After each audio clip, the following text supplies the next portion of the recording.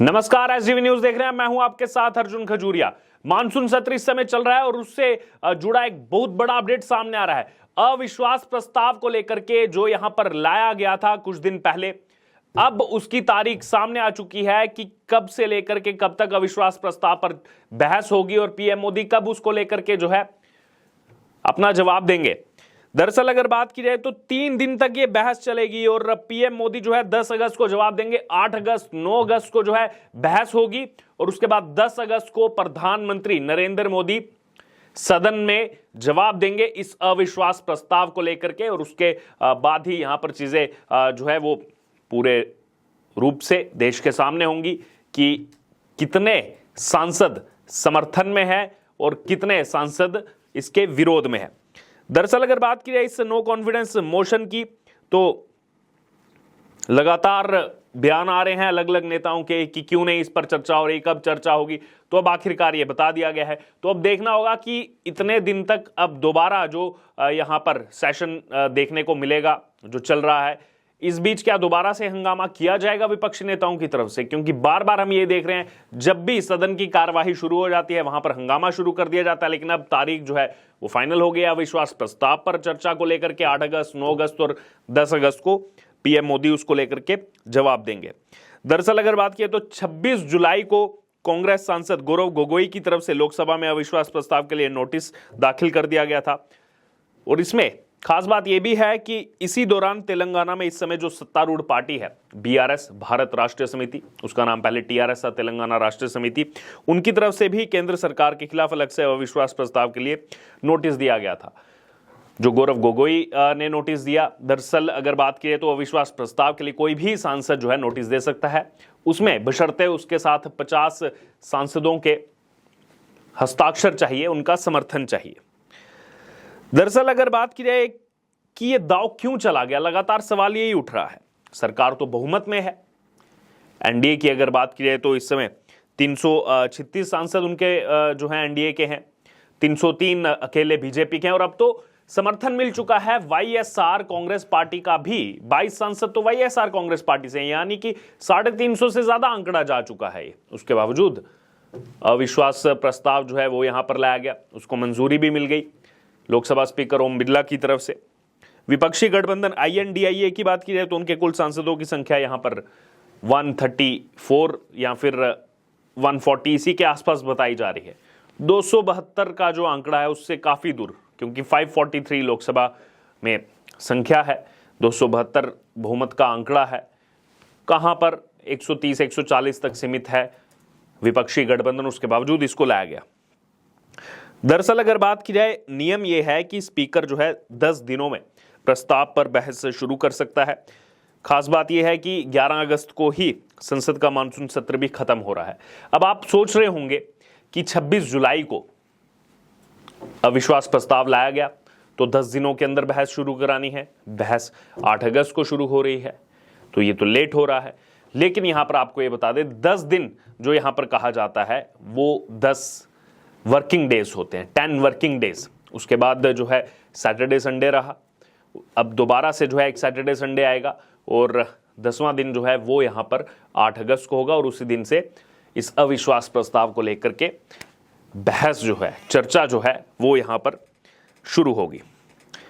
अगर इतिहास में जाएं तो साल 1952 से लेकर के अब तक 27 बार जो है अविश्वास प्रस्ताव को संसद में लाया जा चुका है।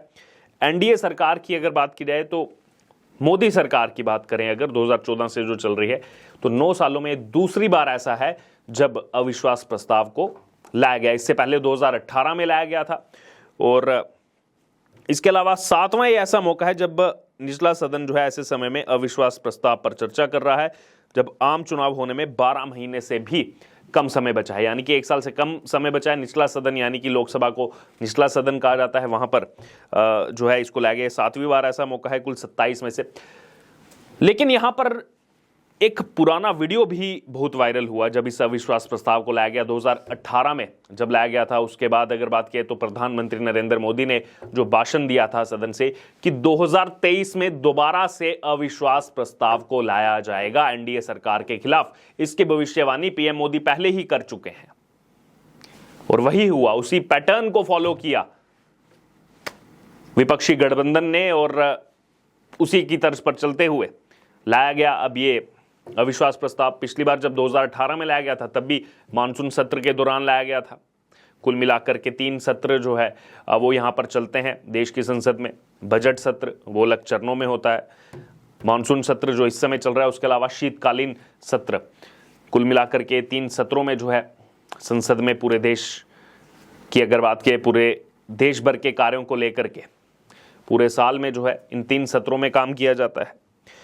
बहरहाल अब ये जो अविश्वास प्रस्ताव लाया गया, दरअसल यहां पर सवाल ये उठ रहा है, जो राजनीतिक गलियारों से जो आवाजें उठकर आ रही है, इसमें ये तो क्लियर है कि सरकार के पास बहुमत है, सरकार नहीं गिरने वाली है। किसी भी एंगल से दूर दूर तक जो है टस से मस नहीं कर सकते आप इस सरकार को।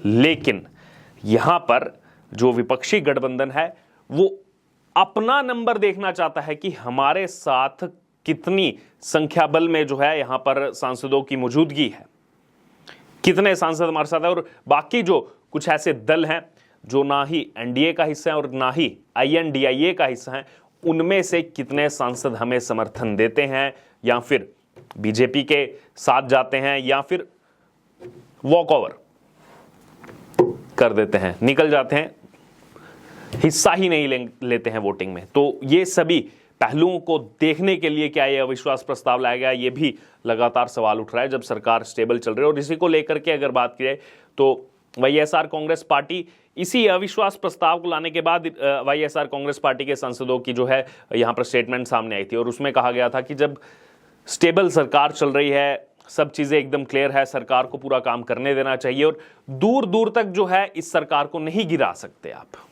गिरा ही नहीं पाएंगे, कोई पॉसिबिलिटी नहीं है, कोई चांस नहीं है। उसके बावजूद अविश्वास प्रस्ताव को लाया गया, यानी कि किस प्रकार से विपक्ष जो है वो चाह रहा है कि उसको दिख जाए कि उसके साथ कितना नंबर है। बहरहाल अब यहां पर तारीख तय हो चुकी है और साथ ही साथ ये भी कहा जा रहा है कि इस अविश्वास प्रस्ताव के माध्यम से ही जो है वो मणिपुर पर ज़्यादा चर्चा की जाएगी और मणिपुर के मुद्दे को लेकर ही जो है ये अविश्वास प्रस्ताव लाया गया है और प्रयास किया गया है सरकार को गिराने का। हालांकि ऐसा कुछ होगा नहीं और देखना होगा कि क्या इस अविश्वास प्रस्ताव के दौरान जो मणिपुर की बात की जा रही है, क्या मणिपुर के साथ साथ राजस्थान, बिहार, पश्चिम बंगाल, छत्तीसगढ़, ये तमाम राज्य यहाँ पर जो अत्याचार हो रहे हैं, क्या इस पर विपक्ष बात करेगा? क्योंकि लगातार पहले दिन से विपक्ष जो है वो मणिपुर पर तो बात कर रहा है, मणिपुर में जो हुआ वो तो गलत हुआ ही है, वो सब जानते हैं। उसको लेकर के कड़ी कार्रवाई की मांग भी उठी और उसके बाद हमने देखा कैसे सीबीआई हो, एनआईए हो, सब उसमें किस प्रकार से जो है लग गए, लोगों को हिरासत में लेना शुरू कर दिया। और उसके बाद जो है यहाँ पर आईएनडीआईए के 21 सांसद मणिपुर दौरा भी कर करके आए, लेकिन राजस्थान, बिहार, बंगाल, छत्तीसगढ़, इनकी बात मुख पर क्यों नहीं आ रही, लगातार सवाल ये भी उठ रहा है। बहरहाल अब ये जो 8-9 अगस्त को चर्चा और 10 अगस्त को पीएम मोदी का जवाब, बेसब्री से सबको इसका इंतजार है।